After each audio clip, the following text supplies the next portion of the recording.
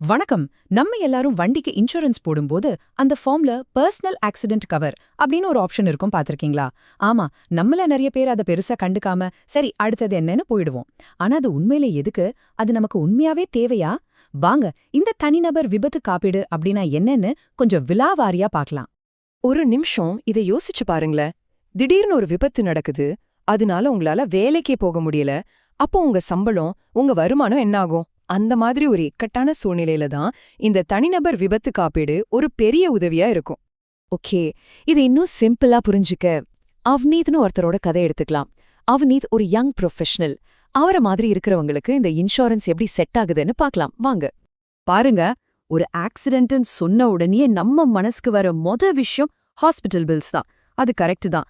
ஆனா அவ்னீத் மாதிரி மாச சம்பளத்தை நம்பி இருக்கிறவங்களுக்கு அதை விட ஒரு பெரிய ஆபத்து காத்திருக்கு. அது என்னன்னா அவங்களோட வருமானமே நின்னு போறதுதான்.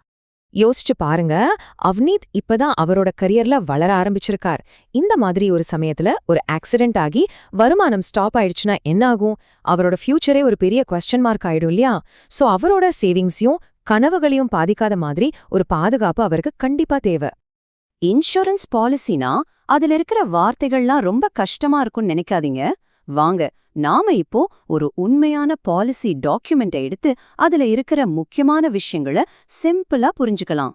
நம்மளோட இந்த விளக்கத்துக்காக ஃபியூச்சர் ஜெனரலி நிறுவனத்தோட தனிநபர் விபத்து ஆட் ஆன் பாலிசிய ஒரு உதாரணமா எடுத்துக்க போறோம். முதல்ல நம்ம புரிஞ்சுக்க வேண்டிய ஒரு முக்கியமான டேர்ம் விபத்தினால் ஏற்படும் உடல் காயம். இதுக்கு என்ன அர்த்தம்னா, வெளியில இருந்து திடீர்னு ஏற்படுற காயங்களை மட்டும்தான் இது கவர் பண்ணும். முக்கியமா நீங்க கவனிக்க வேண்டியது என்னன்னா, இதுல நோய் அல்லது வேற ஏதாவது உடம்பு சரியில்லாம போறதெல்லாம் வராது. அடுத்தது ரொம்ப ரொம்ப முக்கியமான ஒரு கண்டிஷன், நிரந்தர முழுமையான இயலாமை. இதுக்கு அர்த்தம் ஒருத்தரால எந்த ஒரு வேலையுமே செய்ய முடியாத அளவுக்கு உடல்நிலை பாதிக்கப்படுறது. இந்த பாலிசியோட முக்கியமான பாதுகாப்பே இதுதான்னு சொல்லலாம். அப்புறம் முதன்மை காப்பீட்டுத் தொகை. இது சிம்பிளா சொன்னா, அந்த பாலிசி மூலமா உங்களுக்கு கிடைக்கக்கூடிய அதிகபட்ச தொகை, அதாவது மேக்ஸிமம் அமௌண்ட், இழப்பீடு எவ்வளோ கிடைக்கும்னு இதுல இருந்து தான் கணக்கு போடுவாங்க. சரி, பாலிசியில இருக்கிற முக்கியமான வார்த்தைகள்ல என்னன்னு பார்த்துட்டோம். இப்போ எந்த மாதிரி காயங்களுக்கு எவ்ளோ பணம் கிடைக்கும், அதாவது இழப்பீடு கிடைக்கும்னு கொஞ்சம் டீட்டெயிலா பார்க்கலாம். ஒரு ஆக்சிடென்ட்ல ஏற்படுற பாதிப்பை பொறுத்து தான் இழப்பீட்டுத் தொகை மாறும். உதாரணத்துக்கு, ஒரு விபத்தால மரணம் ஏற்பட்டாலோ இல்ல 2 கண்ணுலயும் பார்வை போயிட்டாலோ முழு காப்பீட்டுத் தொகையும், அதாவது 100% கிடைச்சிடும்.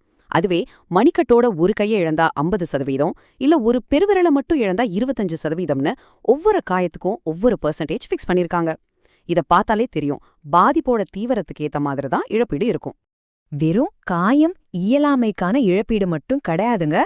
இந்த பாலிசில இன்னும் சில எக்ஸ்ட்ரா பெனிஃபிட்ஸும் இருக்கு. அதாவது பாலிசிதாரருக்கு ஆக்சிடென்ட் ஆச்சுன்னா அவங்க குழந்தைங்களோட படிப்புக்கு பண உதவி கிடைக்கும். ஒருவேளை நடக்க முடியாம போனா வீட்லயோ இல்ல வண்டியிலயோ சின்ன சின்ன மாற்றங்கள் செய்யக்கூட பணம் தருவாங்க. இந்த மாதிரி பல விஷயங்கள் இதுல அடங்கும்.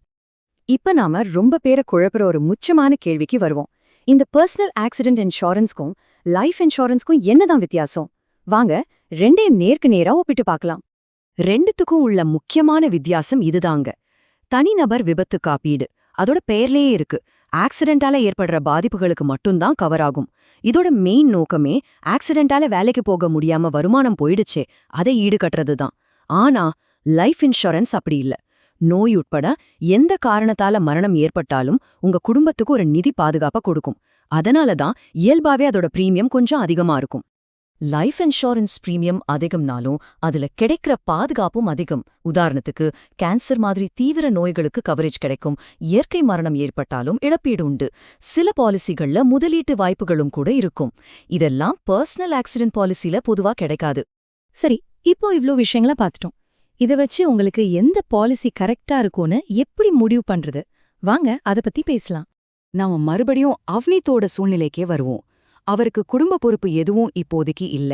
அவரோட ஒரே பெரிய கவலை என்னன்னா, ஒரு ஆக்சிடென்ட் ஆகி வேலைக்கு போக முடியாம வருமானம் நின்னுடுமோங்கிறது தான்.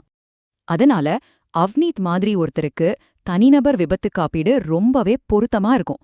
ஏன்னா அதிக செலவு செஞ்சு லைஃப் இன்சூரன்ஸ் எடுக்கிறத விட இது ரொம்ப குறைஞ்ச பிரீமியத்துல அவரோட வருமானத்துக்கு ஒரு நல்ல பாதுகாப்பு கொடுக்குது. தி எக்கனாமிக் டைம்ஸ்ல வந்த இந்த கோட் ரொம்ப சரியா சொல்லுது. தேவைக்கு அதிகமா இன்சூரன்ஸ் எடுத்தா தேவையில்லாம பணம் செலவாகும். அதே மாதிரி தேவைக்கு குறைவா எடுத்தா ஆபத்து நேரத்துல அது போதாம போயிடும். சோ சரியான இன்சூரன்ஸை தேர்ந்தெடுக்கிறது ரொம்ப முக்கியம். இந்த விளக்கத்தோட இறுதியில உங்களுக்கான ஒரு கேள்வி. உங்களோட இப்போதைய சூழ்நிலையில உங்களுக்கு இருக்கிற மிகப்பெரிய நிதி ஆபத்து எது? அத சமாளிக்கிற மாதிரி சரியான இன்சூரன்ஸ் பாலிசிய நீங்க தேர்ந்தெடுத்திருக்கீங்களா? கொஞ்சம் யோசிச்சு பாருங்க.